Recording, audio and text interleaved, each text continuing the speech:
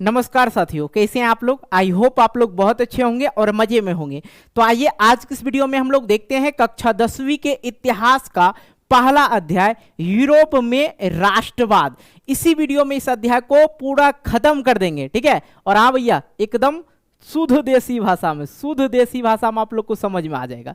Okay, तो बस आप लोग को करना क्या है, इस वीडियो को पूरा वॉच करना है, कहानी के तरह समझा देंगे।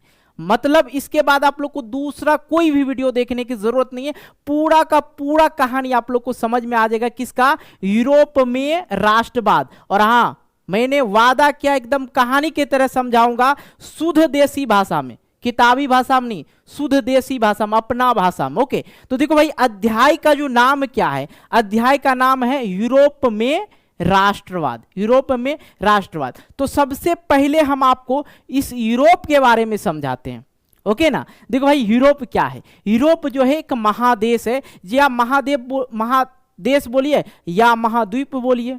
ओके, अब देखिए, कहेंगे सर महादेश किसको कहते हैं? तो बच्चों समझो, बहुत सारे देश मिलाकर एक महादेश का निर्माण होता है, ठीक है। तो यूरोप के अंदर जो है बहुत सारे देश है। ओके, इसलिए यूरोप क्या है? एक महादेश है।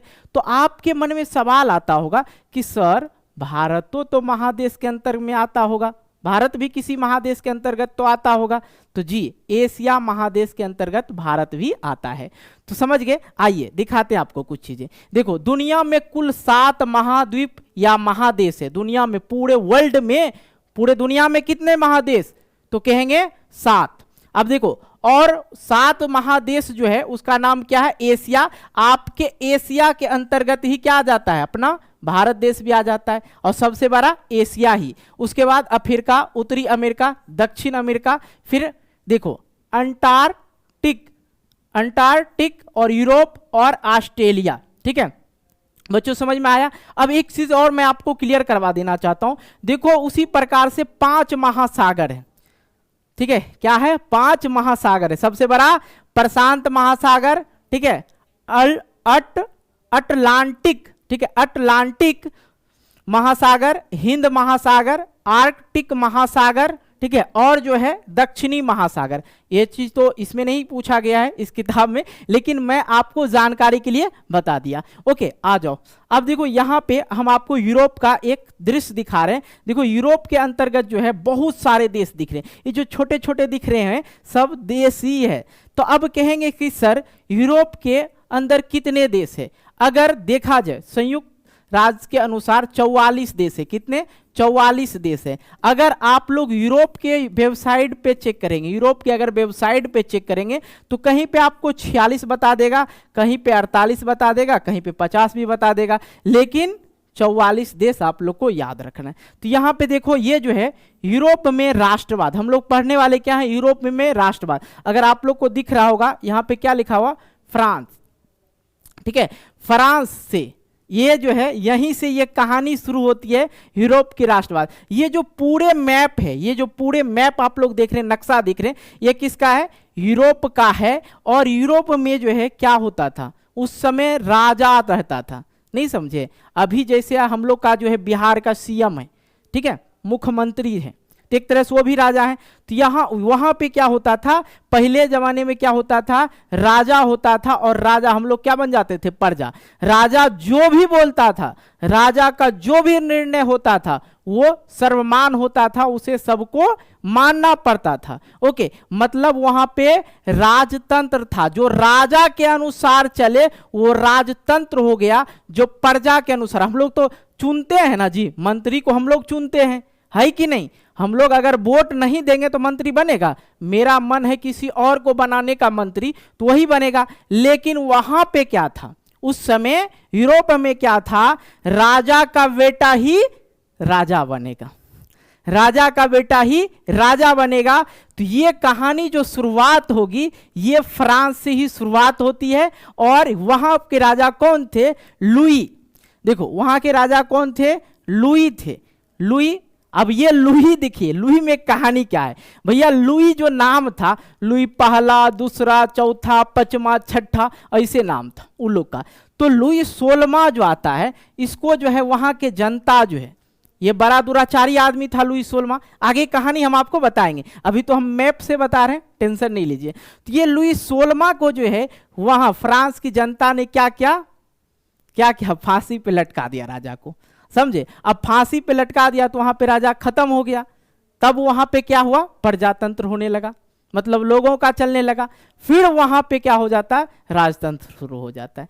तो इसी कहानी को हम लोग आगे बढ़ाएंगे, ठीक है। तो आपने समझ लिया, अभी और भी यूरोप के बारे में चर्चा कर लेते हैं। देखो अगर मैं बात करूं, ये चीजें जानने के लिए अगर चाहते हैं तो ये चीजें जानिए, कोई दिक्कत नहीं। देखो क्योंकि ये चीजें ना आपके बुक में नहीं दे रखा है, मैं आपकी जानकारी के लिए बता दूं। देखो यूरोप दुनिया का दूसरा छोटा, सबसे छोटा और दुनिया का तीसरा सबसे अधिक आबादी वाला महाद्वीप है। अगर यूरोप का क्षेत्रफल की बात करें तो 1 करोड़ कितना है भैया, 1,01,80,000, ठीक है। इसको काउंट कर लेना आप लोग, वर्ग किलोमीटर है। जो पृथ्वी के कुल भूमि, पृथ्वी के कुल भूमि जो पूरे भूमि है, मतलब पृथ्वी के कुल भूमि के कितना है, लगभग 6.8% क्या है, यूरोप है। और पृथ्वी के कुल सतह का क्षेत्रफल का कितना है, वो 2% है। आपकी जानकारी, संयुक्त राष्ट्र के अनुसार यूरोप में कुल कितने 44 देश हैं। कितने देश हैं, 44 देश हैं। ओके, ये तो आपकी जानकारी के लिए मैं बता दिया हूं। अब देखो यहां पे मैं भारत के बारे में भी चर्चा कर लेंगे, क्योंकि भारत किस देश के अंतर्गत आते हैं, किस महादेश के अंतर्गत आते हैं, तो एशिया महादेश के अंतर्गत आते हैं। तो एशिया पृथ्वी पर जो है सबसे बड़ा, सबसे अधिक आबादी वाला महाद्वीप है या महादेश है। ओके, एशिया का क्षेत्रफल देखा जाए तो इतना है। अब इसको काउंट कर लो, इकाई, दहाई, सैकड़ा, हजार, 10,000, लाख, 10 लाख, करोड़, ठीक है। 4,45,79,000 है ना, वर्ग किलोमीटर है, जो पृथ्वी के कुल भूमि क्षेत्र का लगभग 30% है। एशिया जो है पृथ्वी के कुल भूमि का 30% है, ठीक है। ओके, अब कुल सतह में जो है 8.7% है, और एशिया में 4.5 अरब से अधिक लोग रहते हैं, ठीक है। जो यहां पे मैंने बताया आप लोग को, उसका शॉर्ट फॉर्म में ये हो गया। जो दुनिया की कुल आबादी का 60% है। यहां पे देखो ये जो है, ये क्या है, क्षेत्र है, मतलब क्षेत्रफल जो है इसका इतना है। और यहां पे जो लोग रहते हैं 4.5 अरब लोग रहते हैं, कहां पे, एशिया महादेश के अंतर्गत। तो ये चीजें आप लोग को जानकारी के लिए मैं बता रहा हूं, आपकी किताब में नहीं है, ठीक है। अब देखो संयुक्त राष्ट्र के अनुसार एशिया महादेश में टोटल 48 देश हैं। यदि रूस को जोड़ दिया जाए तो ये जो है 49 देश हो जाते। इसके पीछे भी एक रीजन है, क्योंकि ये जो रूस जो है 2 महादेशों के बीच में आ जाता है, तो वो कहता है मेरा, वो कहता है मेरा, इसलिए कहानी ये होता है। और सबसे बड़ा देश की बात करें तो आपका कौन हो जाएगा भैया, रूस हो जाएगा। ओके, तो ये जो थी, ये जो जानकारी थी आपके किताब की बाहरी जानकारी थी, लेकिन जानना तो भैया जरूरी था। ओके, आ जाइए अब हम लोग शुरू करते हैं अपनी कहानी को। अब यहाँ पे हमने यूरोप के बारे में जो भी चीजें थी समझ लिए। अब हम लोग को यहाँ पे यूरोप में जो राष्ट्रवाद है, अर्थात मतलब राष्ट्रवाद का मतलब क्या होता है। तो एक बात बताइए, जब भारत पाकिस्तान का जो है मैच होता है तो कोई भी व्यक्ति हो भारत का, वहां पे कौन खेल रहा है, खिलाड़ी खेल रहा है, यहां से कहेगा मार मार मार मार, छक्का मार, बोलता है ना।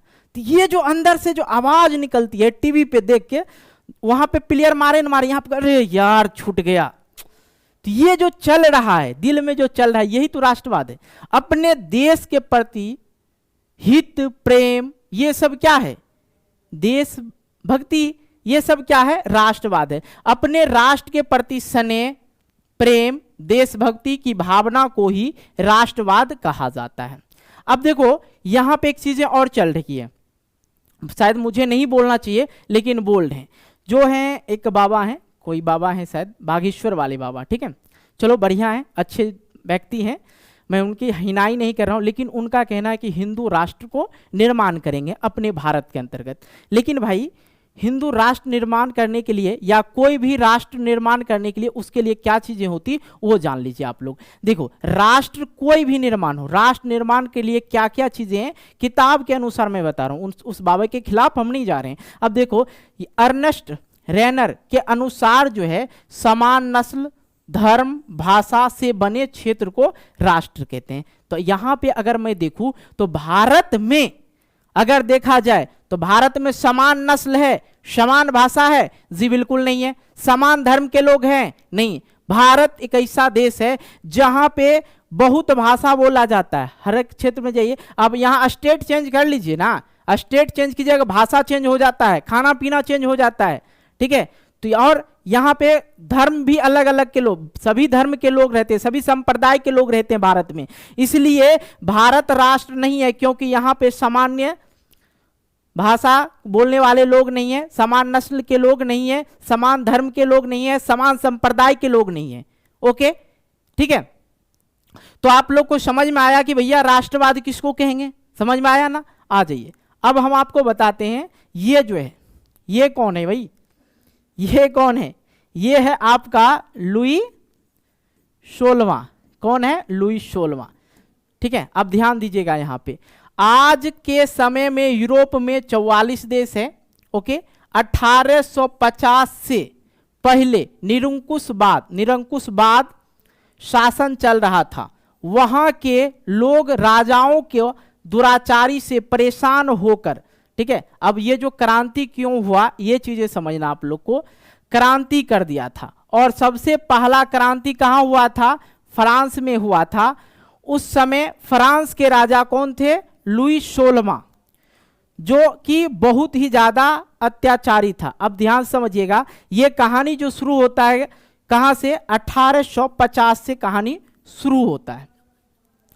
1850 से पहले जो था वहां जो राजा था सब निरंकुशवाद राजा था। निरंकुश किसको कहते हैं, जिसपे किसी भी प्रकार की अंकुश ना हो, ठीक है। अब ये लुई 16वां के साथ लोगों ने क्या किया था, देखो कहानी यहीं पे खत्म नहीं होती है, कहानी और चीजें हैं, आप लोग को समझना पड़ेगा। ये तो मैं आप लोग को छोटी छोटी चीजें बता रहा हूं ताकि आगे आप लोग समझें। तो ये जो लुई 16वां थे, लोग इससे परेशान आकर, ये देख रहे हैं ना मुर्गा जैसन जेकर मुंह है, ये दिख रहा है ना हाँ देखो मुर्गा जैसन मुंह है, क्या हो, चलो चलो इसको जो है लोग क्या किया था, फांसी पे चढ़ा दिया था।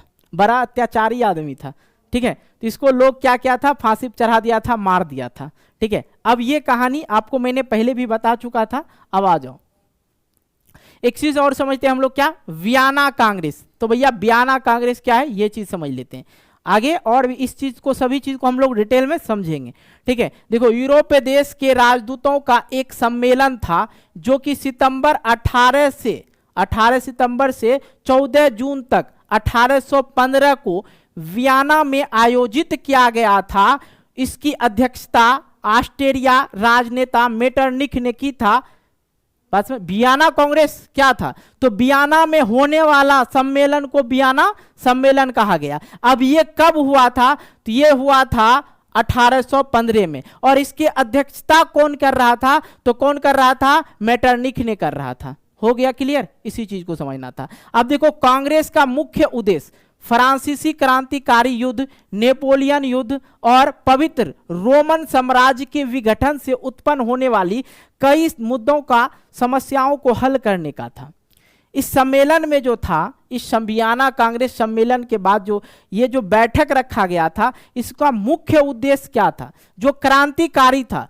क्रांतिकारी कैसे उत्पन्न हुआ, तो भैया जब ये फ्रांस से जो है फ्रांस के लोग ने राष्ट्रवादी आने लगा। फ्रांस के लोग में क्या आने लगा, राष्ट्रवादी आने लगा। वो वहां के राजा को नहीं टेरने लगा।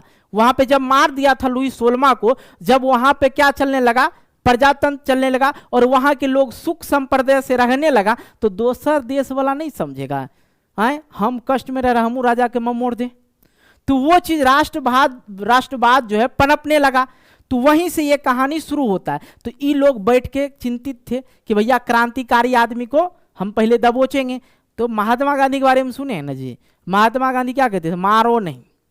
महात्मा गांधी क्या कहते थे, मारो नहीं। उनको क्या कहते हैं, वो महात्मा गांधी जो थे मारने पे अहिंसा, सत्य और अहिंसावादी थे, ठीक है, वो मारने पीटने वाला नहीं था। वो कहते थे हमेशा बातचीत से हम लोग सब चीज को सुलझा लेंगे, ठीक है, हमेशा। तो आंदोलनकारी आदमी थे, क्रांतिकारी आदमी थे, आंदोलन वगैरह करते रहते थे महात्मा गांधी। ओके, लेकिन यहाँ पे कुछ ये चीजों को देखिए, क्रांतिकारी युद्ध और नेपोलियन युद्ध और पवित्र रोमन युद्ध साम्राज्य के विघटन से उत्पन्न होने वाली कई मुद्दों और समस्याओं को हल करने की बात किया गया था। ओके, अब आ जाते हैं यहाँ पे, समझते हैं। अब यहाँ पे एक पॉइंट आएगा, आगे भी आएगा, उदारवादी। उदारवादी जो होता क्या है ये समझना है। तो उदारवादी जो लोग होते हैं वो डायरेक्ट काम करते हैं। डायरेक्ट काम मतलब जो भी चीजें करनी होती है, उदारवादी जिसका अर्थ होता है आजादी, और उदारवादी लोग तेजी से बदलाव और विकास को प्राथमिकता देते हैं, तेजी से। ओके, अब दूसरी बात आता है रूढ़िवादी, सेम इसके अपोजिट हो जाते हैं रूढ़िवादी। ये जो लोग हैं थोड़ा सा जैसे एक होता है लव मैरिज, ये होता है, ये हो गया भैया लव मैरिज, और ये हो गया अरेंज मैरिज।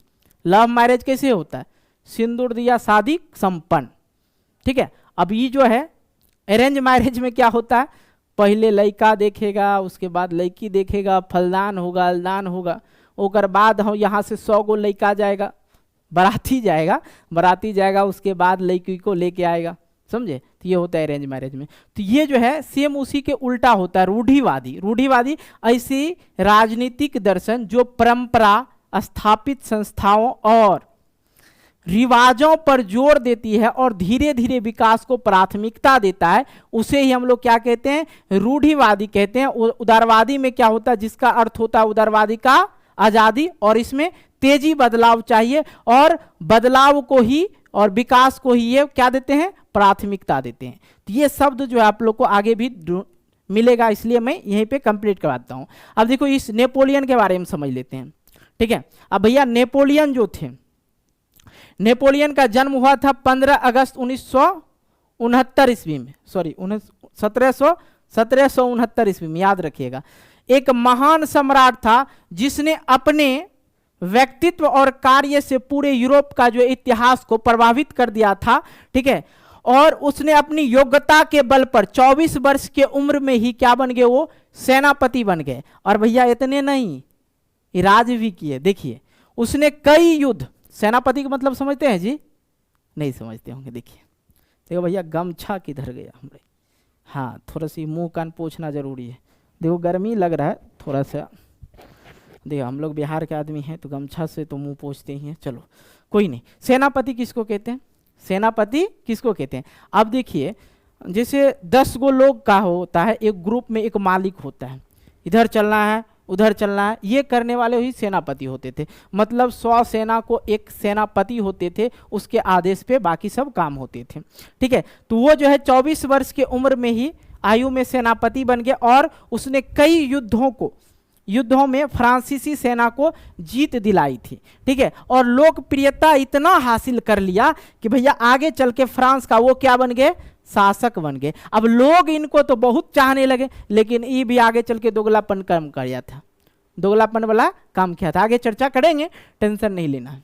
अब देखो उससे पहले हम लोग नारीवाद समझ लेते हैं। भैया नारीवाद क्या है, अब देखिए सिंपल सी बात कहेंगे, नारीवाद के लिए समझो कि स्त्री पुरुष की सामाजिक, आर्थिक एवं राजनीतिक समानता, मतलब एक दूसरे की समानता के आधार पर महिलाओं के अधिकार और हितों को बोध ही नारीवाद कहते हैं। जितना हमको फ्रीडम मिला है उतना ही महिला को मिलना चाहिए, आरक्षण। तो भैया ये आरक्षण इतना मिलने लगा आजकल महिलाओं को, पूछिए मत, ठीक है। लेकिन एक समय था पुरानी महिलाओं को वोट देने के लिए नहीं दिया जाता था, शिक्षा नहीं दिया जाता था, ओकरा घरों से बाहर निकलने का अनुमति नहीं था ऐसा, और कोई चीज में उसको क्या कहते हैं, दाखिल नहीं होने देता था, प्रवेश नहीं था उनका, ठीक है। तो इस तरह से महिलाओं को दबाया जाता था हमेशा, और उस चीज को अभी के डेट में आगे किया गया, और इतना आगे हो गई है महिला लोग कि हम लोग पीछे हो गए, समझे कि नहीं। तो इसलिए अब देखो विचारधारा किसको कहते हैं, किसी भी मुद्दे पे हम लोग बात कर रहे हैं वो विचारधारा ही हो गया।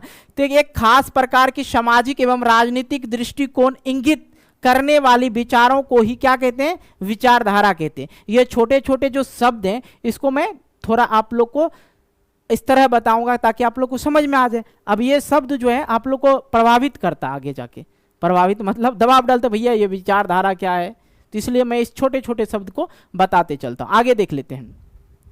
आगे आता है फ्रांस क्रांति। ठीक है, अब देखो फ्रांस क्रांति, फ्रांसीसी क्रांति की शुरुआत जो है, दिख रहा है ना भैया, हाँ, फ्रांसीसी क्रांति की जो शुरुआत हुआ 1789 में। कब हुआ था भैया? 1789 में। क्रांति में लोगों की मांग थी कि राजतंत्र को खत्म करके प्रजातंत्र, मैंने कहानी बताया आप लोग को, बताया था कि नहीं बताया था जी? फ्रांस के बारे में मैंने आप लोग को चर्चा किया था, लुई 16 को ममोड़ दिया, फांसी पे लटका दिया था। ये कब की घटना है? 1789 की घटना है। तो जब उनको मार ही दिया था तो अब लोग कह रहा था कि भैया हमको जो है राजतंत्र को खत्म करना है और प्रजातंत्र लाना है। ओके, अब राजतंत्र क्यों खत्म करना है भैया? क्यों खत्म करना है? क्योंकि राजा लोग जो है बड़ा अत्याचारी थे, समझे कि नहीं, बड़ा हरामी टाइप के राजा थे उस समय। ठीक, तो ये चीजें खत्म किया जाए और सामूहिक रूप से लोगों का कहना था कि एक पहचान बनाने के लिए कदम उठाया जाए जो निम्नलिखित है लोगों का। अब देखो ये जो कहाँ का कहानी चल रहा है, फ्रांस की अभी चल रहा है। कहाँ की? फ्रांस की। तो यहाँ पे ध्यान देना, पहला जो उसने कहा था प्रत्येक राज्य में एक स्टेट जनरल चुना जाए और उसका नाम बदल कर क्या किया गया? असेंबली रख दिया जाए। बात समझ में आया?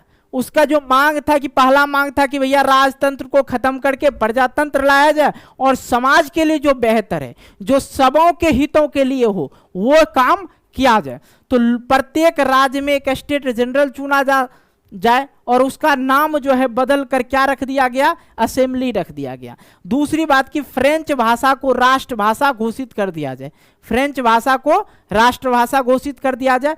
एक प्रशासनिक व्यवस्था लागू किया जाए, प्रशासनिक व्यवस्था जिससे सबको समान कानून का अधिकार प्राप्त हो। ठीक है, अब देखो आयात निर्यात पर सीमा शुल्क समाप्त कर दिया जाए। भैया बात क्या क्या है? देखो यहां पे मान लो, हम यहां पे बड़ा एग्जाम्पल नहीं लेंगे, छोटा एग्जाम्पल लेंगे। मान लिया जाए हमारे बिहार में आलू की खेती होती है, मान लो, मानने में क्या जाता है भाई, मान लो ना यार। ठीक है, तो आलू की जो खेती हो रही है, आलू हम लोग जो है क्या करते हैं, मान लो आलू बिहार में 8 रुपया किलो है। अभी उत्तर प्रदेश में आलू नहीं हुआ तो उत्तर प्रदेश वाला लोग कहाँ आएंगे? बिहार में। भैया थोड़ा आलू दे देते तो बढ़िया होता। चलो किसान लोग इसको आलू दे दिया, 8 रुपया किलो लेंगे, ले लो भाई, कोई दिक्कत नहीं। अब ये जो स्टेट बिहार सरकार जो है, ये सीमा शुल्क मतलब एक बिहार और क्या यूपी का जो सीमा है उसका शुल्क जो लागू कर दिया यहाँ पे 4 रुपया पर किलो, मतलब क्या पड़ गया? 12 रुपया किलो पड़ गया। कहाँ पे? ये जाके यूपी में। अब भैया उनको दिक्कत होने लगा, काहे कि अगर हम भी जाएंगे दोसर यूपी जाएंगे हम टमाटर लाने के लिए, तो टमाटर वाला हमरो ने कहेगा हम आलू लेने के लिए गए थे तो आप 4 रुपया लिए थे कि नहीं लिए थे, तो हम 4 रुपया लेंगे, तो हमको भी दिक्कत होगा। तो फायदा किसको हो रहा है? फायदा हो रहा सरकार को। तो इस चीज को जो है क्या बोला गया? आयात और निर्यात पर सीमा शुल्क को खत्म कर दिया जाए।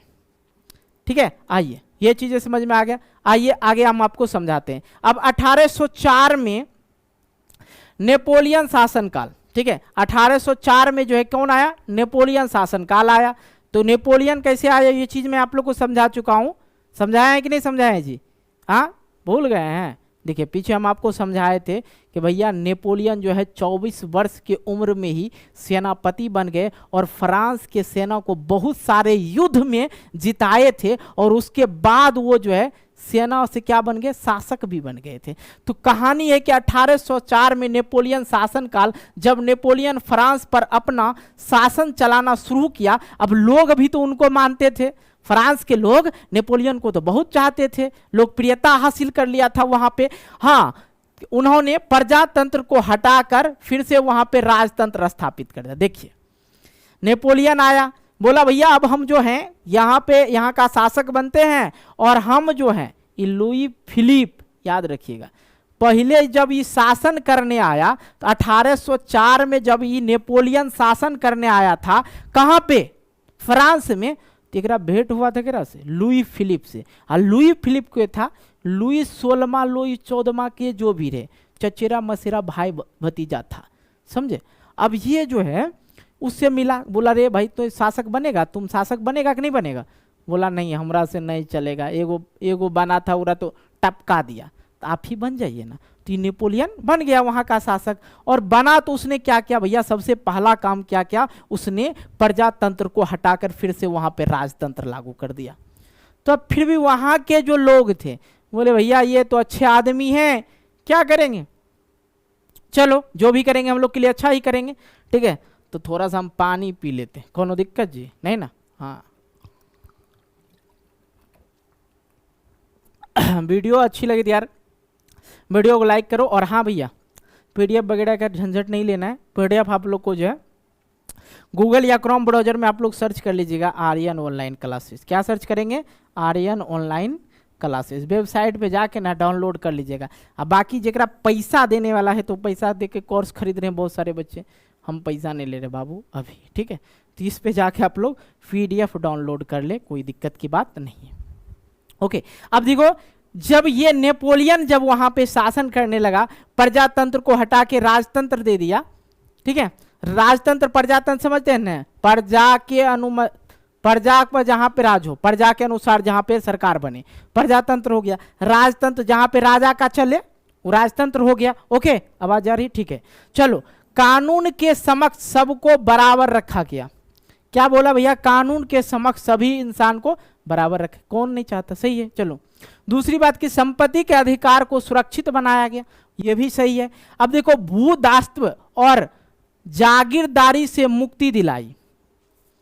अब ये देखो यहां पे भूदासत्व और जागीरदारी से मुक्ति दिलाई, यहां पे होता था क्या, जो किसान वर्ग के लोग थे, जो किसान वर्ग के लोग थे और उसका जो था ये उद्योग में ये किसान लोग क्या करते थे, भेजते थे। और किसान के पास खुद की खेती नहीं थी, किसान के पास खुद की खेती नहीं थी, ये जिम्मेदार वगैरह का ये खेती करते थे, उस पर वो टैक्स लगा के उससे पैसा लेते थे और काम करवाते थे, ये चीज़ें चलती थी। तो उस चीज़ को इसने क्या किया, उस चीज़ से मुक्ति दिलाई, ठीक है। किसान का अपना जितना भी जमीन है उसी में अपना भैया वो काम करें, ठीक है, कोई दिक्कत नहीं। अब देखो और क्या, नेपोलियन के समय में व्यापार एवं संचार बहुत ज़्यादा विकसित भी हुआ, ठीक है, अच्छे आदमी थे, ठीक है। आ जाओ, इस चीज को आप लोग अच्छी तरह समझ गए जी, हाँ समझे, ओके। आ जी नेक्स्ट चीज आप लोग को समझाते हैं, यूरोप में राष्ट्रवाद। अब भैया आते हैं हम लोग यूरोप में राष्ट्रवाद की कहानी को समझते हैं। हाँ चलो, यूरोप में राष्ट्रवाद, किसी भी राष्ट्र के निर्माण होने के लिए एक सामूहिक पहचान चाहिए। भारत में क्या है, तिरंगा है ना, हाँ बोलते हैं ना हम लोग इंडियन है, और ज्यादा हम लोग को पहचान है कि हम तिरंगा है, तिरंगा वाला है, ठीक है, 3 रंग का, तो एक पहचान है हम लोग का, तिरंगा पहचान है ना भारत का। ओके, सांस्कृतिक परंपरा, भारत में सांस्कृतिक परंपरा है, कहीं रहे ना रहे, ठीक है। दूसरी बात, आदि की जरूरत थी। अब देखो यूरोप में जो था क्या था, यूरोप में वही कहानी था अलग अलग के समाज थे, जैसे कि हैब्सबर्ग के समाज में जो लोग थे वो कुछ कुछ भैया जर्मनी बोलते थे, कुछ फ्रेंच बोलते थे, कुछ अंग्रेजी बोलते थे, तो अलग अलग भाषा बोलते थे। ये चीजें ना प्रॉब्लम थी, क्या थी, तो प्रॉब्लम थी। अब देखो आगे मैं आपको समझाता हूँ यूरोप में राष्ट्रवाद के लिए क्या क्या करना पड़ेगा, तब जाके यूरोप में राष्ट्रवाद होगा।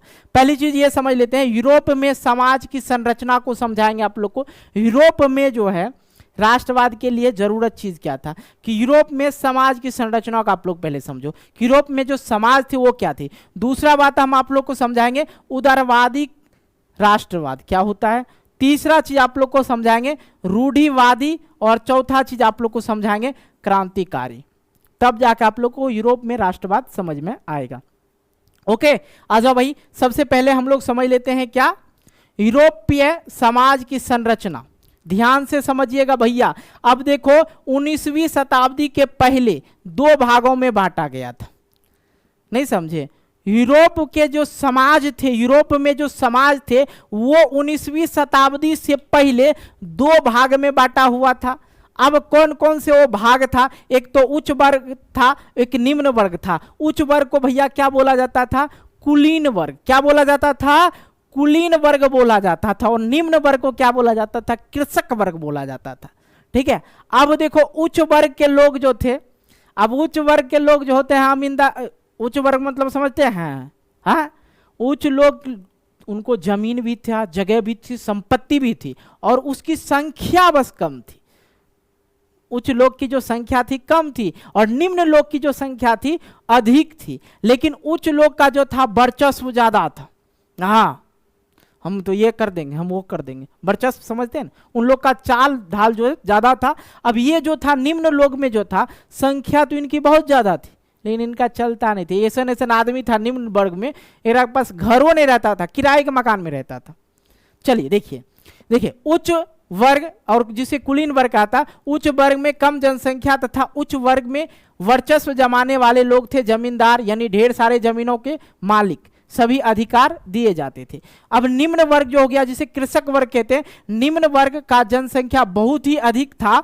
निम्न वर्ग यानी जमीनहीन, यानी निम्न वर्ग वाले लोग के पास जमीन नहीं था, यहां तक कि वह लोग अपना घर भी नहीं बनाए थे, किराए के जमीन में रहते थे और किसी भी प्रकार के उनको अधिकार नहीं दिया जाता था। अब भैया यहां पे जो है देखो दो वर्ग हम आपको समझाए और इसी दोनों वर्ग से एक और वर्ग का निर्माण हो गया। इसी चीज से आप समझिए यहां पे जो है यूरोप समाज और असमान रूप से विभाजित थे। यूरोप में जो था, यूरोप में क्या आपको मैंने बताया, यूरोप समाज और असमान रूप से विभाजित थे। अब यहाँ पे क्या होता है, 19वीं शताब्दी के बाद एक नया वर्ग जुड़ गया जिसे कहते हैं मिडिल क्लास या मध्य वर्ग। ठीक है, अब इसमें जो था मिडिल क्लास में लोग क्या होते हैं, तो भैया इसमें कौन कौन होते हैं ध्यान दीजिएगा।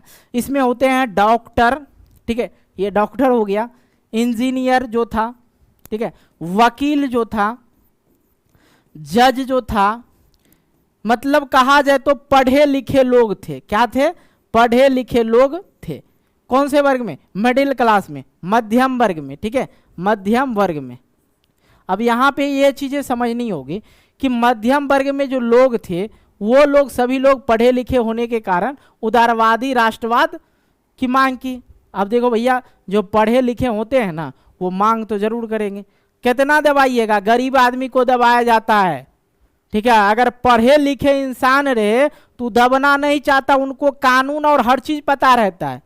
आजकल देखते हैं ना पुलिस वगैरह दबंगिरी करते हैं, हाँ दबंगिरी। आप कानून पढ़ लीजिए, आप कानून पढ़ लीजिए, कितना पुलिस तुलिस है उनको खुद कानून पता नहीं होता है, वो खुद नहीं जानता है। अब देखते हैं आजकल हम एक चीज देखते हैं और आप लोग भी देखते होंगे भैया, जब बाइक चलाते हुए जा रहे हैं कोई भी दिक्कत नहीं, कोई दिक्कत नहीं। मान लिया हमारे पास हेलमेट नहीं है तो आप पहले उसको प्यार से रोकिए कि श्रीमान आप हेलमेट लगा के चलिए, नहीं तो आपकी टिकट कट सकती है। लेकिन नहीं, यहाँ पे अगर आप गाड़ी गलती से भाग रहे हैं तो पहले लाठी ना करेगा, और कुछ कुछ तो ऐसे ऐसे देखते हैं कि गाछ तरी में छिपकल देगा, हाँ आ रहा बिना हेलमेट वाला, और सीधे आगे आ जाएगा रोड पे।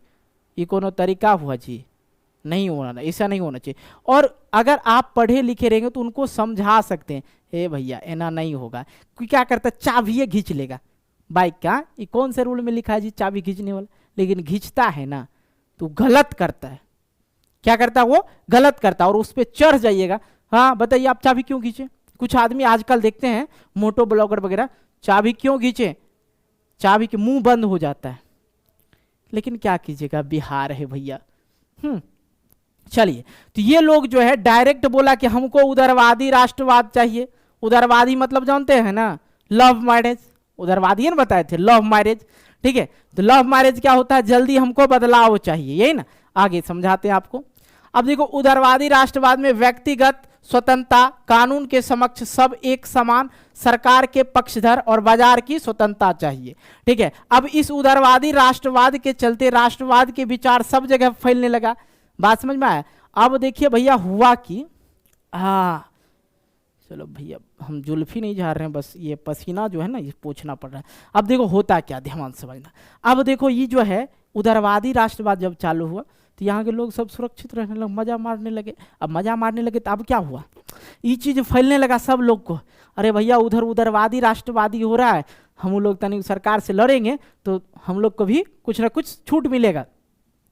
सभी लोग मांग सभी लोगों का जो मांग होने लगा कि भैया उदारवादी राष्ट्रवाद चाहिए जिससे हम लोग स्वतंत्र रहें, सबके लिए कानून समान हो, सरकार सबके लिए नियम और शर्तें समान लगावे। ऐसा नहीं, पहले की होता था, अमीर लोग के लिए अलग नियम और गरीब लोग के लिए अलग नियम। खाइएगा अभी तो पूछ के खाइएगा, हम चावल खा सकते हैं सरकार? नहीं, तुम चावल नहीं खाएगा, ऐसे ऐसे सरकार थे। चलो भाई, अब देखो यहाँ पे आते हैं, ज़ोल्वेराइन क्या थी, चीजें समझना है। ज़ोल्वेराइन जो थी एक संगठन था, ज़ोल्वेराइन क्या था, एक संगठन था, और इस संगठन में जितने भी शुल्क अवरोध था उसे खत्म कर दिया गया था। अब देखो यहाँ पे जो है ज़ोल्वेराइन क्या था, एक संगठन था, और जितने भी अवरोध शुल्क था उसे इसमें खत्म कर दिया गया। और उस समय जो था मुद्राओं की जो संख्या था, मुद्रा मतलब नोटों की जो संख्या था वो अधिक था, मतलब अधिक कितना था, मुद्राओं की संख्या अपेक्षा उस समय कम कर दिया गया था।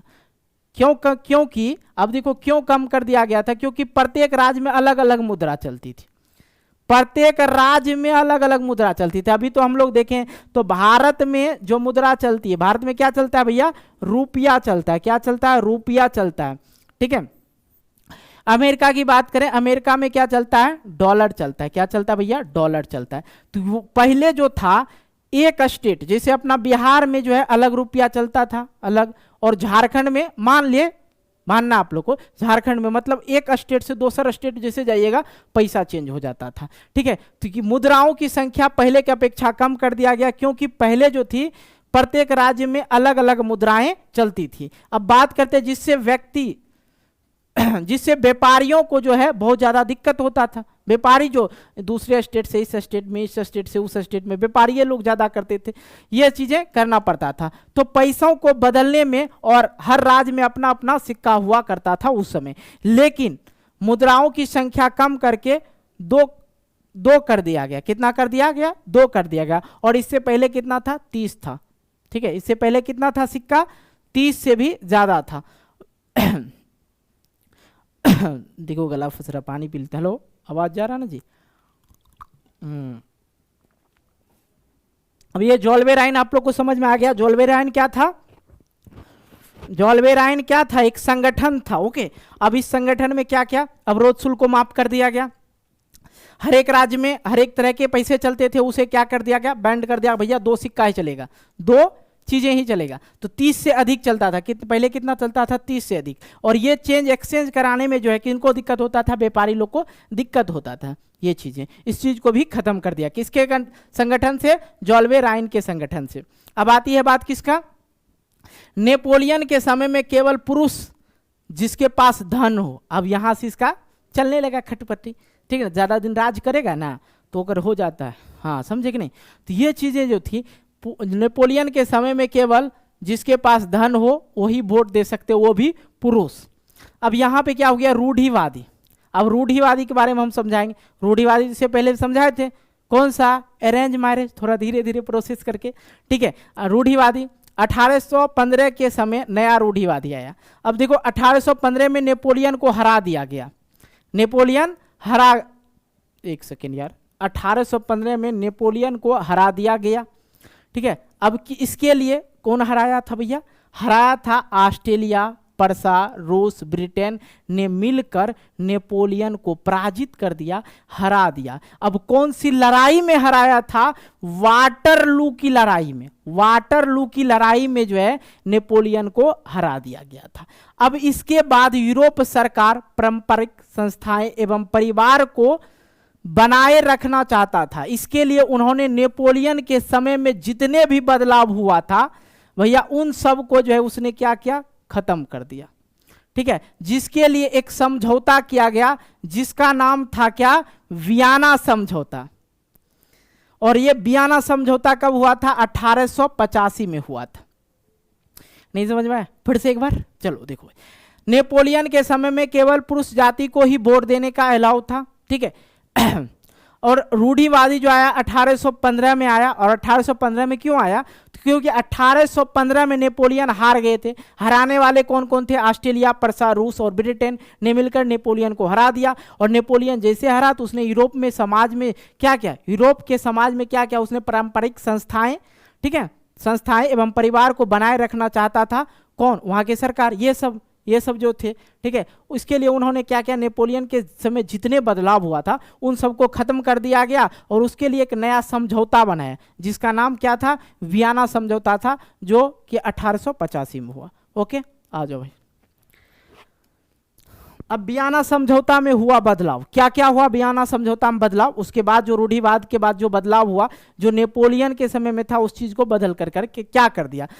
पहला क्या, पहला फ्रांस की सीमाएं पर कई राज्य कायम कर दिया गया ताकि भविष्य में फ्रांस अपना विस्तारण ना कर सके। अब होता क्या था भैया, ये जो है फ्रांस पर जो है सभी राज्य कायम कर दिया गया। यहाँ पे और भी अलग अलग राज्य के लोग आ गए, एक तरह से सीमा बना दिए कि ये अपना विस्तार आगे तक नहीं फैला सके, ये अपने बारे में आगे चर्चा ना कर सके, इनकी बात आगे नहीं जाए, ठीक है। तो ये चीज़, और जगह के लिए भी ये चीज़ किया गया, सीमा बना दिया गया। फ्रांसीसी क्रांति के दौरान हटाए गए पूर्व वंश को सत्ता में बहाल कर दिया गया और राजतंत्र जारी हो गया। मतलब समझ में आया। फिर यहाँ पे क्या हो गया, फ्रांसीसी क्रांति के दौरान हटाए गए पूर्व वंश, मतलब जो पहले था, पहले कौन था भैया, बुड़बो वंश, और बुड़बो वंश के अंतर्गत कौन थे, लुई 16वां लुई 17वां जो भी था, ठीक है, उसको बहाल कर दिया। फिर यहाँ पे क्या हो गया, राजतंत्र जारी हो गया। ओके, आ जाओ भाई। क्रांतिकारी लोग जो है, अब वहाँ पे बर्दाश्त होने वाला बात नहीं था, जहाँ पे एक बार चीजें हो जाए तो वहाँ पे दोबारा उस चीज को देखना हम लोग पसंद नहीं करते हैं। तो अब हम आपको समझा देते हैं क्रांतिकारी के बारे में, ठीक है। मैंने 4 पॉइंट्स लिखा था पहले, उस चीज को देखो भैया, पेन का है। क्रांतिकारियों के बारे में समझो। यूरोप सरकार के इन सारे निर्णय के विरोध में क्रांतिकारी ने जन्म लिया। अब बात समझ में नहीं आया होगा आप लोग को। देखो, यूरोप में राष्ट्रवाद जो यहाँ तक तो खत्म कर दिया उसने, इससे पहले जो मैंने आपको बताया, ठीक है ना। यहाँ पे वियना समझौता जब हुआ तो वियना समझौता में फिर से उसने कौन सा वंश ले आया, बुड़बो वंश को ले आया, पूर्व वंश, ठीक है। अब यहाँ पे फिर से राजतंत्र आ गया, तो यहाँ पे उत्पन्न कौन हो गया भैया, खैनी नहीं बना रहे थे, ठीक है, आप लोग समझा रहे थे। देखो कौन उत्पन्न हो गया, तो कहेंगे सर कि कौन उत्पन्न हो गया, क्रांतिकारी। कहा कि हम लोग जो चीज़ें देख लिया, हमको थोड़ा सा आराम मिला था उस समय जब राष्ट्रवाद हुआ था फ्रांस में, तो हमको थोड़ा आराम मिला था। अब फिर उस चीज़ को आप फिर उसी चीज़ में बदल दीजिएगा जो पहले हमने कष्ट काटा था, तो बर्दाश्त होगा। लड़का सब खड़ा हो गया, बोला रुक रुक तोरा बताते हैं। तो क्रांतिकारी यूरोप सरकार के इन सारे निर्णय के विरोध में क्रांतिकारी ने जन्म लिया और क्रांतिकारी ने अंदर ही अंदर एक खुफिया समाज का निर्माण किया, ठीक है। अब जिसका गुप्त खुफिया समाज का निर्माण का एक काम किया, जिनका मुख्य मकसद क्या था, लक्ष्य था, कि लक्ष्य क्या था, राष्ट्रवाद का बदलाव, वियना संधि का विरोध करना और स्वतंत्रता के लिए लड़ना, खुफिया का।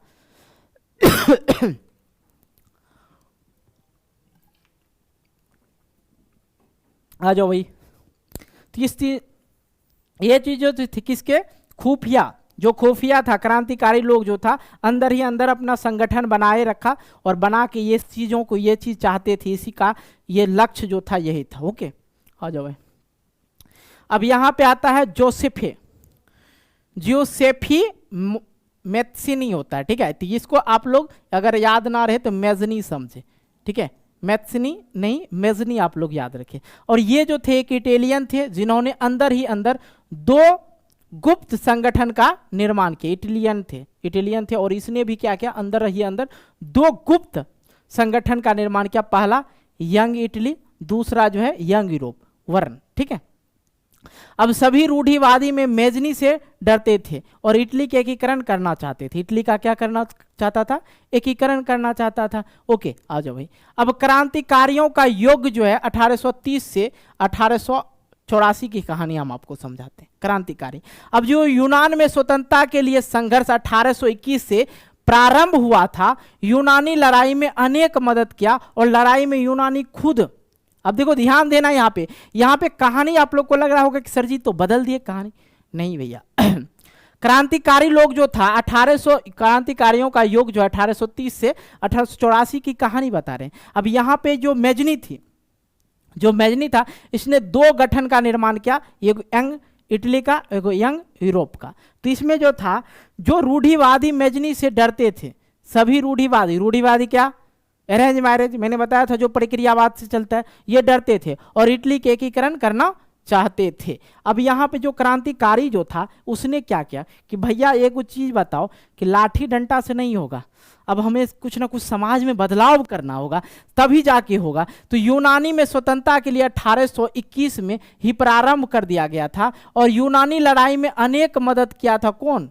यूनानी खुद और कुछ पश्चिमी यूरोपीय और कुछ कलाकारों ने अपनी और कुछ पेंटिंग से, मतलब क्या कलाकार किस चीज से? अपनी पेंटिंग से दर्शाता था कि भैया ये चीज करो गड़बड़ हो जाएगी। जो पिक्चर से लोग नहीं दर्शाते हैं, आजकल देखते हैं शराबी शराब पी के घोलटल रहता है, ऊपर से लाठी मारवाता है, कुत्ता को इधर से दे देता है, तो शराबी को क्या वो शराब छुड़वाने के लिए किया जाता है, किया जाता है। तो उसी प्रकार से कलाकार जो है अपनी पेंटिंग से इस चीज को दर्शाते थे, कभी अपनी कविता से इस चीज को दर्शाते थे। इससे से क्या हुआ कि इसमें पूरे यूरोप में राष्ट्रवाद का विचार बहुत ही मजबूत हो गया। और युद्ध के बाद 1832 में कुस्तुनतुनिया की संधि पेश किया गया। अब कुस्तुनतुनिया की संधि पेश क्यों किया गया था कि भैया जिससे यूनान को एक स्वतंत्र राष्ट्र घोषित हो गया। कुस्तुनतुनिया की संधि से क्या हो पेश किया गया और इससे क्या हो गया, यूनान एक स्वतंत्र राष्ट्र घोषित हो गया। ओके, अब आगे की आप कहानी समझाते हैं आप लोग को।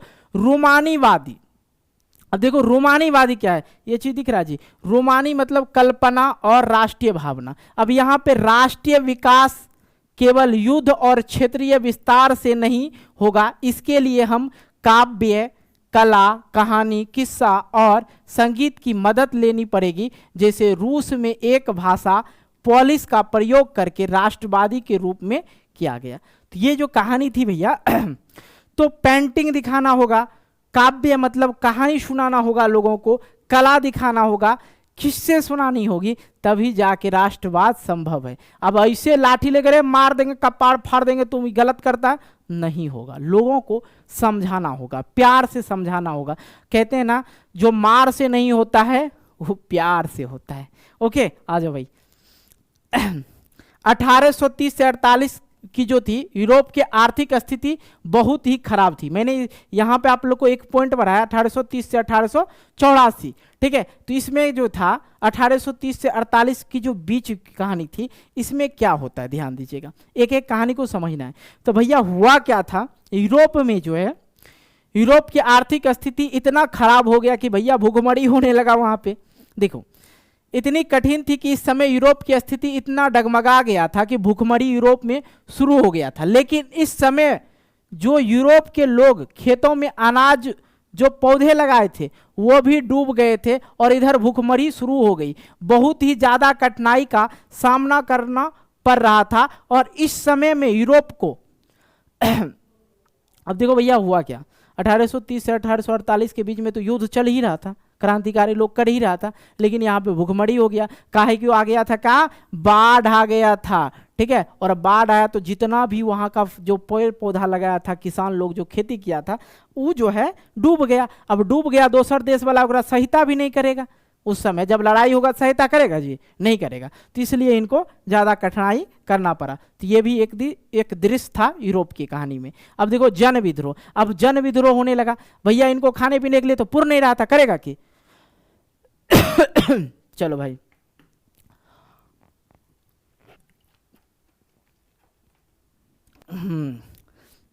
जब यहाँ पे जो इनको दिक्कतें होने लगा, यूरोप क्या किया, अब जन विद्रोह कर दिया।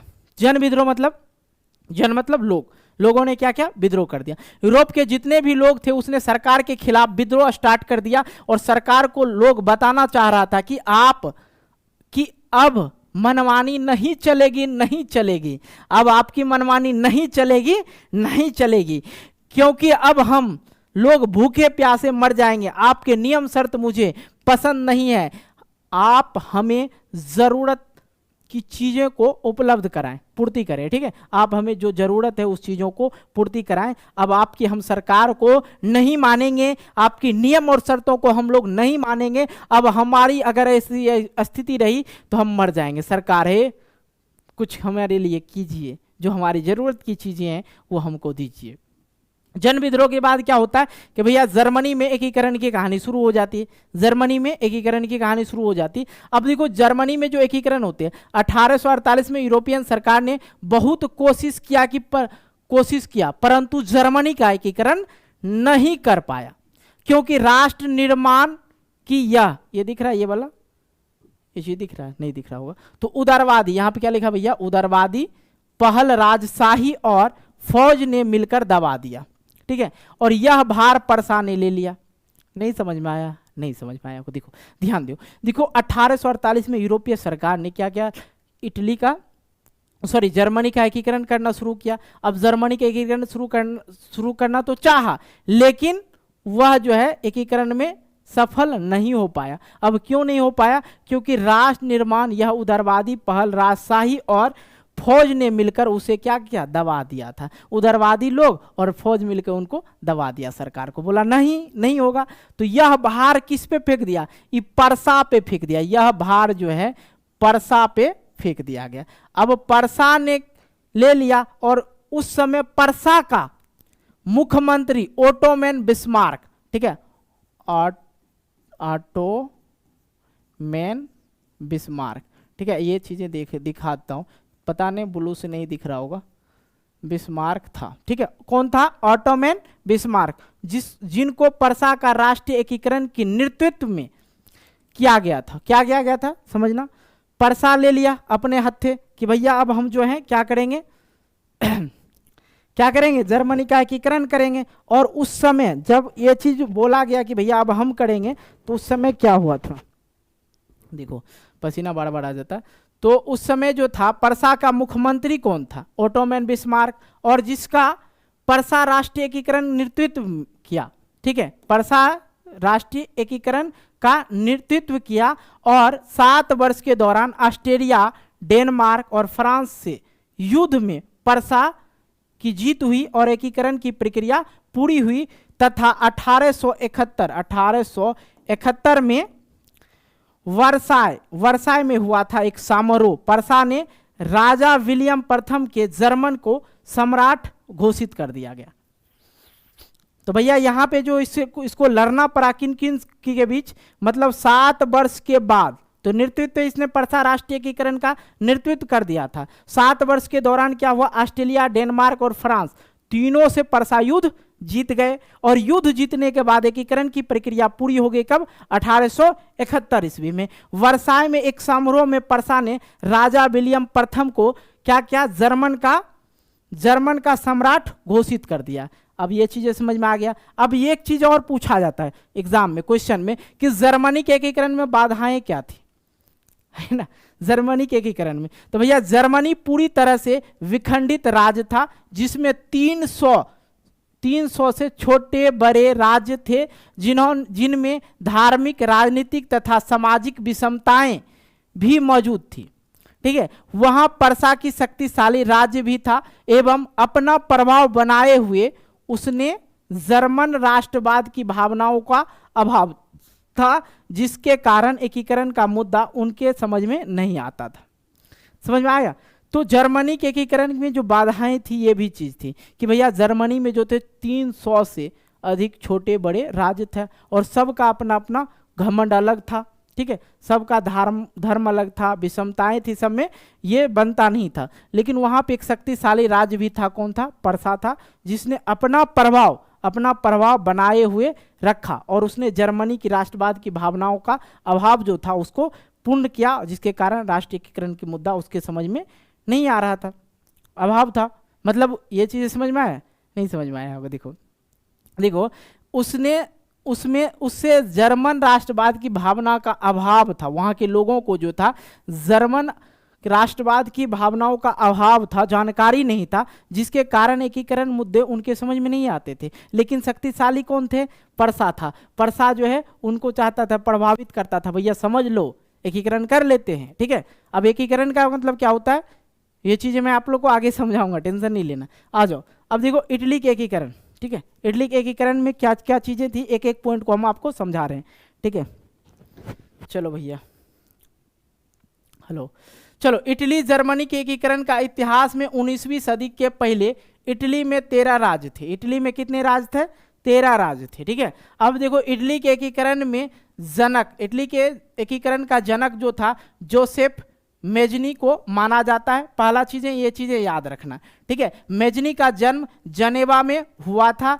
इटली के एकीकरण में सबसे बड़ा बाधक कौन था? ऑस्ट्रेलिया था। और इटली के सामान्य काउंट काबूर ने अंतरराष्ट्रीय समस्या बना दिया था।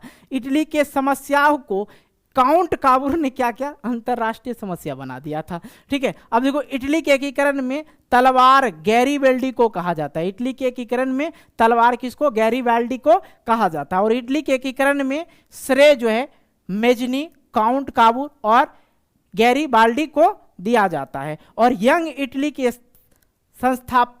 स्थापना जो है 1831 में जोसेफ मेजनी ने किया था। एक एक पॉइंट को आप लोग समझेंगे। देखो, गैरीबाल्डी जो था लाल कुर्ती नाम से सेना का संगठन किया था, ठीक है। विक्टर एमोनियल सार्डिनिया का शासक था। विक्टर एमोनियल जो था सार्डिनिया का शासक था। और इटली के एकीकरण की शुरुआत में लोम्बार्डी और सार्डिनिया राज्यों के मेल से हुई थी। और इटली राष्ट्र का जन्म जो है 2 अप्रैल 1860 को माना जाता है, ओके। और 1871 में रोम के संयुक्त इटली का राजधानी घोषित कर दिया जाता है। 1871 में रोम को संयुक्त इटली का जो है राजधानी घोषित कर दिया जाता है, ओके। आ जाओ। यदि समाज में क्रांति लानी हो तो क्रांति का नेतृत्व नव युवकों के हाथ में दे दो। यह कथन किसका था भैया? जोसेफ मेजनी का था। अगर समाज में कुछ करना है, समाज में अगर नया कुछ करना है तो क्या करना है? सारा चीज किसको दे दो? नव युवकों के हाथ में दे दो। कौन बोला था?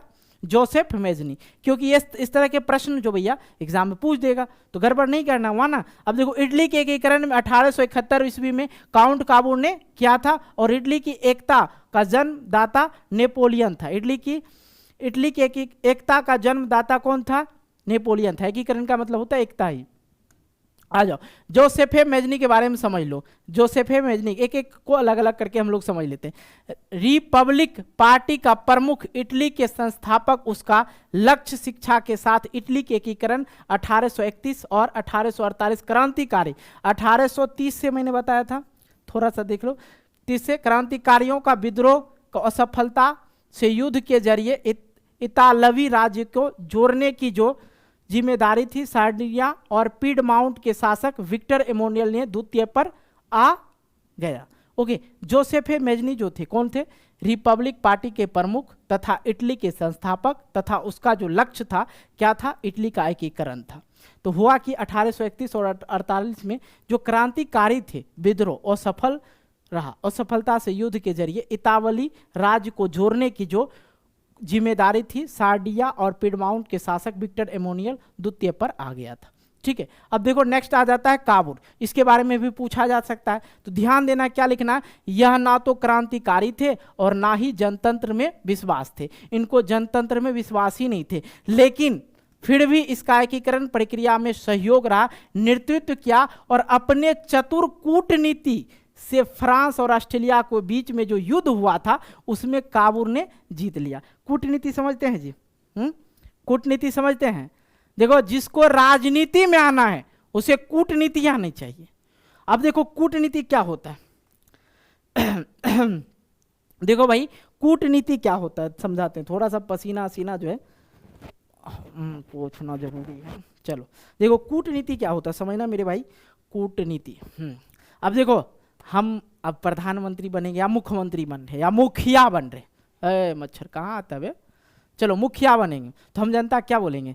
देखो भाई लोग, आप जितने भी हैं ग्राम पंचायत के लोग, हम उनसे वादा करते हैं कि भैया घर घर में चापाकल दिलवाएंगे, ठीक है। खेत में भी चापाकल लगवाएंगे, टाइल्स मार्बल आपके घर में लगवा देंगे, और जिनको घर नहीं है उनको घर भी देंगे, जमीन देंगे, खेल कूद के लिए मैदान देंगे, और मैदान मतलब जो फील्ड वगैरह होता है वो देंगे, और स्कूल में अच्छी शिक्षा के लिए वहाँ के शिक्षकों को हम बताएंगे, अच्छी शिक्षा दिलाएंगे, ये सब। और घर घर बिजली होगी, घर घर रोड होंगे, घर घर रोड होंगे, घर तक पहुँचने के लिए रोड का निर्माण कराएंगे। तो ये सब क्या हुआ?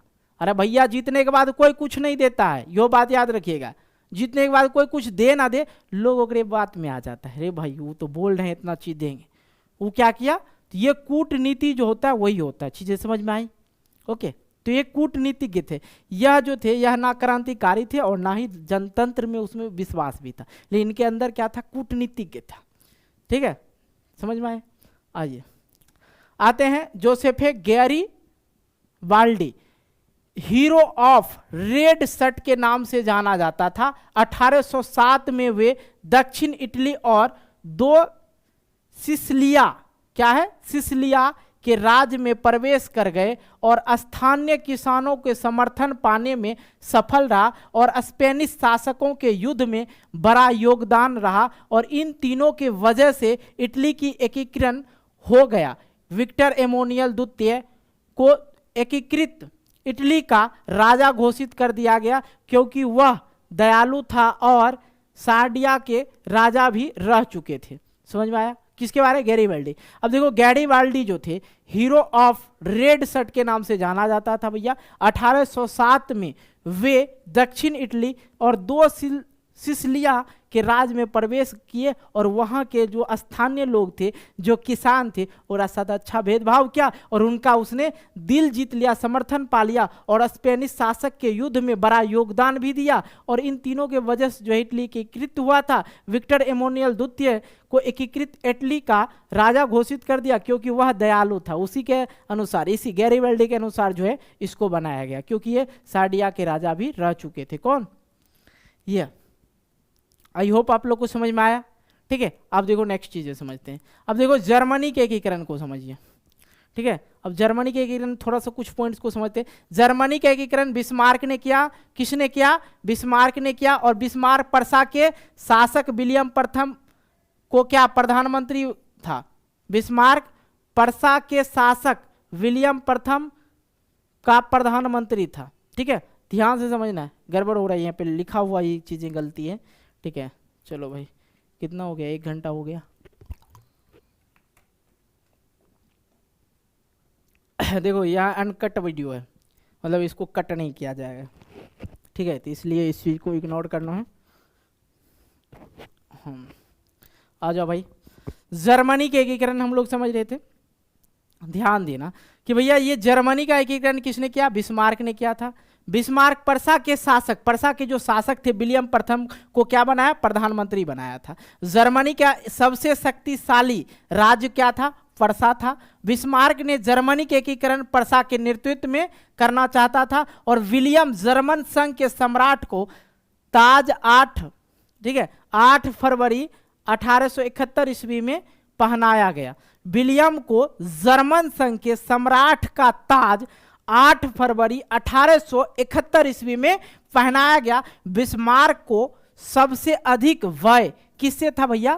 फ्रांस से था, कि भैया फ्रांस में राष्ट्रवादी आंदोलन चल चुका है। ठीक है, बिस्मार्क 8 फरवरी 1871 में विलियम प्रथम को जर्मनी संघ का ताज पहनाया गया। बिस्मार्क को सबसे अधिक डर किससे था? फ्रांस से था। ऑस्ट्रेलिया का चांसलर मेटरनिक था। ऑस्ट्रेलिया का चांसलर कौन था? मेटरनिक था। और इनका जन्म 15 मई 1773 को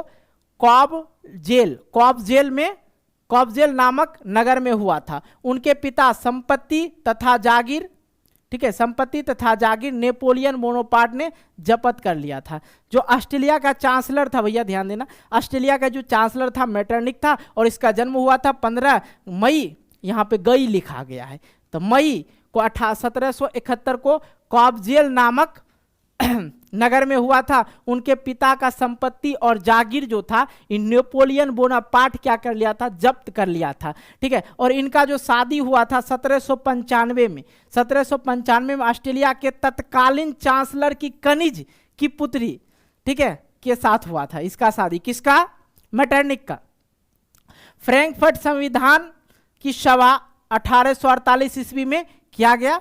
वान माल्टेक वान रून की सेनापति था तथा रक्षा मंत्री विलियम प्रथम के शासन काल में पर्सा था। अब एक चीज समझ में आया? ये लाइन नहीं समझ में आया? वान माल्टेक वान रून और सेनापति था कौन? रक्षा मंत्री विलियम प्रथम के शासन काल में पर्सा का। ठीक है, कौन? ये। अब देखो बिस्मार्क जो था 23 सितंबर 1862 में परसा का चांसलर बनाया गया। क्या बना? परसा का चांसलर कब बनाया? 1862 ईस्वी में। नेक्स्ट पॉइंट को समझते हैं। 1862 में सेरजोवा के युद्ध में ऑस्ट्रेलिया ने परसा के आगे आत्मसमर्पण कर दिया तथा 23 अगस्त 1866 में 23 अगस्त 1866 की संधि में ऑस्ट्रेलिया जर्मन संघ में शामिल हुआ। अब देखो नेक्स्ट पॉइंट समझ लेते हैं। पॉइंट टू पॉइंट समझ रहे हैं हम लोग। देखो 15 जुलाई 1870 ईस्वी को परसा तथा फ्रांस के बीच में सेडान का युद्ध हुआ था तथा नेपोलियन तृतीय ने परसा के आगे 1 सितंबर 1870 को अपना आत्मसमर्पण कर दिया। भैया अब मेरे से नहीं होगा। ठीक है, चीजों को समझते चलेंगे हम लोग। कितना हो गया भाई? देखो भाई गमछा का यही कमाल है हम लोग का। ठीक है, गमछवा रहेगा तो सब चीज क्लियर रहेगा। चलो भाई, देखो हुआ था क्या। देखो 15 जुलाई 1870 में परसा तथा फ्रांस के बीच में सेडान का युद्ध हुआ था। अब हुआ था नेपोलियन तृतीय परसा के आगे 1 सितंबर को क्या किया? 1870 में आत्मसमर्पण कर दिया। भैया अब मेरे से नहीं होगा। ठीक है, और 10 मई 1871 ईस्वी में परसा तथा फ्रांस के बीच में फ्रैंकफर्ट की संधि जो था, यहाँ पे फैक्कर लिखा हुआ, फ्रैंकफर्ट की संधि। ठीक है, फ्रैंकफर्ट की संधि हुई और सेडान के युद्ध के बाद जर्मनी का एकीकरण जो है समाप्त हुआ था। ठीक है, चलो अब थोड़ा सा हम लोग ब्रिटेन के बारे में समझ लेते हैं। ब्रिटेन, ओके भाई।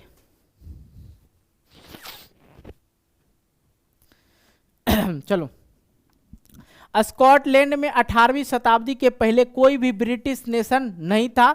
1688 में इंग्लैंड वालों ने राजशाही सत्ता ले लिया और इंग्लैंड राष्ट्र राज्य बन गया। ओके, अब देखो ब्रिटिश साम्राज्य में अंग्रेज, वेल्स, स्कॉट या आयरिश जैसे ढेर सारे देश समाज में थे जिसे नी जातीय कहते थे। अब यहाँ पे कहानी जो है आप लोग को समझ में नहीं आया। स्कॉटलैंड जो था 18वीं शताब्दी के से पहले कोई भी ब्रिटिश नेशन नहीं था वहाँ पे। 1688 में इंग्लैंड वालों ने राजशाही सत्ता ले लिया और इंग्लैंड राष्ट्र बन गया। ब्रिटिश साम्राज्य में अंग्रेज, वेल्स, स्कॉट और आयरिश जैसे ढेर सारे समाज थे जिसे निजातीय कहते थे, अलग अलग जात निजातीय कहते थे। ओके, अब देखो यहाँ पे औद्योगिक क्रांति के बाद ब्रिटेन का जो आर्थिक स्थिति में जो है बहुत बढ़ गया और इंग्लैंड तथा स्कॉटलैंड के बीच में act of union United kingdom of great Britain के गठन हुआ था। कुछ साल बाद इसके अंदर आयरलैंड को भी जोड़ा गया और ब्रिटेन एक नया राष्ट्र बन गया। बात समझ में आया? ये जो थी कहानी थी, क्या थी समझना है फिर से आप लोग को। ठीक है, देखो जब तक नहीं आप समझोगे तो मज़ा नहीं आएगा। ये जो थी कहानी स्कॉटलैंड की कहानी थी ब्रिटेन में। तो ब्रिटेन जो था, ब्रिटेन नेशन नहीं बना था। तो कब नहीं बना था? देखो स्कॉटलैंड 18वीं शताब्दी से पहले कोई भी ब्रिटिश नेशन नहीं था। 1688 की कहानी जो है, ठीक है, इसमें राजशाही सत्ता लिया था और इंग्लैंड राज बन गया था। ये धीरे धीरे ना एक तरह से विकसित हो रहा था, तो अलग अलग देशों को भी अपने साथ इसने जोड़ना काम कर दिया। और ये जो इसका जो काम औद्योगिक क्रांति में जो हुआ था, ब्रिटेन में स्थिति अधिक अच्छा होने लगा। अच्छा स्थिति होने के कारण इसमें स्कॉटलैंड के बीच हुआ था act of union United kingdom of great Britain का गठन हुआ था। और उसके बाद कुछ साल बाद इसके अंदर आयरलैंड को भी जोड़ दिया गया। ब्रिटेन एक क्या बन गया? नया राष्ट्र बन गया। अब देखो इंग्लैंड, स्कॉटलैंड और आयरलैंड से क्या बन गया? यूनाइटेड किंगडम बन गया। राष्ट्र के निर्माण के बाद राष्ट्रगान लिखी गई और अंग्रेजों का मुख्य भाषा बनाई गई। ब्रिटेन का मुख्य राष्ट्र ध्वज भी बनाया गया। तो मतलब जब राष्ट्र का निर्माण हो जाता है तो क्या होता है? राष्ट्रगान लिखा जाता है और एक तिरंगा पहचान के रूप में तिरंगा भी दिया जाता है कि नहीं? तिरंगा हम लोग का है, उन लोग का अलग अलग रहता है। ठीक है, तो उसी प्रकार से अंग्रेजों का जो मुख्य भाषा जो है बनाया गया और ब्रिटेन का राष्ट्र ध्वज भी बनाया गया। ओके, इस प्रकार से अब देखो राष्ट्रीय दृश्य की कल्पना रूपक जब किसी अमृत विचार जैसे लालच, स्वतंत्रता, ईर्ष्या या मुक्ति को किसी व्यक्ति या चीजों के जरिए इंगित किया जाता है। ठीक है। तो उसमें जो एक फोटो दिखाया गया, इस आप किताब में देखेंगे तो एक फोटो दिखाया गया, राष्ट्रीय दृश्य आमतौर पे विचार और लालच, स्वतंत्रता, ईर्ष्या या मुक्ति किसी भी व्यक्तियों की चीज़ों के जरिए, ठीक है, इंगित कर किया जाता है। और 18वीं से 19वीं शताब्दी के रूपक का प्रयोग राष्ट्रवादी भावनाओं के विकास और मजबूत के लिए बनाने में किया जाता था।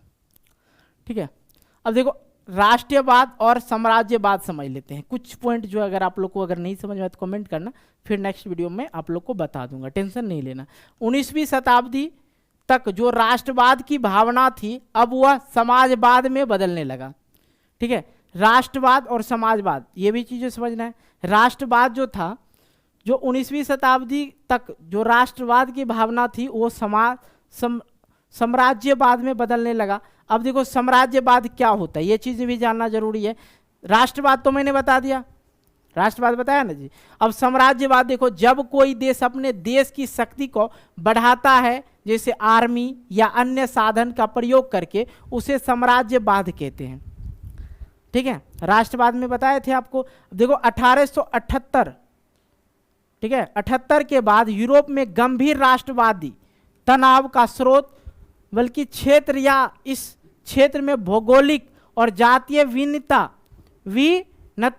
थी, और इससे आधुनिक रोमानिया, बुल्गारी या अल्बेनिया, यूनान, कोई भी वेस्ट एरिया, हर्जीगोविंद, स्लोवेनिया और सर्बिया भी शामिल था। अभी इसमें यहाँ पे तो दिमाग से बाहर हो गया होगा आपको ये चीज़ें। ठीक है,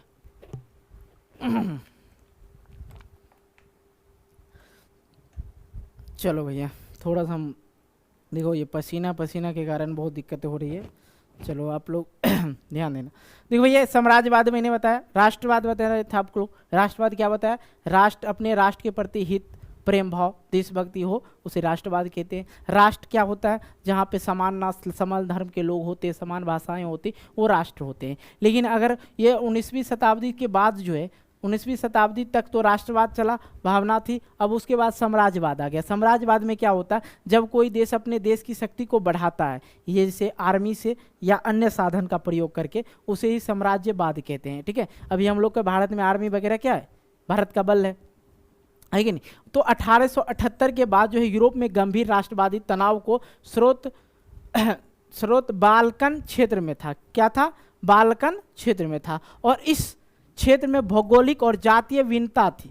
भिन्नता मतलब इस क्षेत्र में था भौगोलिक और जातीय भिन्नता थी। आधुनिक रोमानिया, बुल्गारी, ठीक है, या अल्बेनिया, यूनान, कोई थी, वेस्ट एरिया, हर्जीगोविंद, साल्वेनिया और सर्बिया भी शामिल था इस चीज़ में। तो ये जो चीज़ें थी 1878 के बाद जो हुआ था, यूरोप में गंभीर राष्ट्रवादी तनाव बाल्कन क्षेत्र से उत्पन्न होने लगा, और इसमें अनेकों जो देश था, ये सब जो रोमानिया, बुल्गारी, ये सब जो है धीरे धीरे शामिल होने लगा। तो जहाँ से कुछ चीज़ें ना उत्पन्न होती है, वहीं से फिर से वो चीज़ें शुरू हो जाती है कि नहीं? चलो भाई देखो, तो बात यहाँ पे, अच्छा चलो दिख रहा ना? हाँ देखो, बात यहाँ पे ये है कि मान लो कि कहते हैं ना, एक यहाँ पे एक क्षेत्र है और यहाँ पे भी एक क्षेत्र है, और ये जो है इस गोले के अंदर है, ये सभी क्षेत्र है, एक देश है। ठीक है, ये देश है, और यहाँ पे सभी जगह क्या चल रहा था? यहाँ पे सभी जगह क्या चल रहा था? राजतंत्र चल रहा था। क्या चल रहा था भाई? राजतंत्र चल रहा था। तो राजतंत्र चल रहा था, तो यहाँ पे जो फ्रांस में क्या हुआ था? फ्रांस में राष्ट्रवाद हुआ था। ठीक है, तो यहाँ के लोग ने राजाओं को मार डाला था, यहाँ पे लोग सुख शांति से जीने लगा। तो ये चीज़ें धीरे धीरे अब ये सुख में रहने लगा, अब ये फूलने फलने लगा, ये अपना एरिया वगैरह बढ़ाने लगा था, जिसे कि मैंने बताया था। तो ये जो है ये देखा, इसको दूसरे देश वाला देखा, तो इस चीज़ की कल्पना करने लगा, ये भी कल्पना करने लगा। तो मैंने आप लोग को ये सारी कहानी आपको एक कहानी की तरह समझा दिया। आई होप अगर आप लोग को वीडियो अच्छी लगी हो तो वीडियो को एक लाइक करना है, दोस्तों के साथ क्या करना भाई?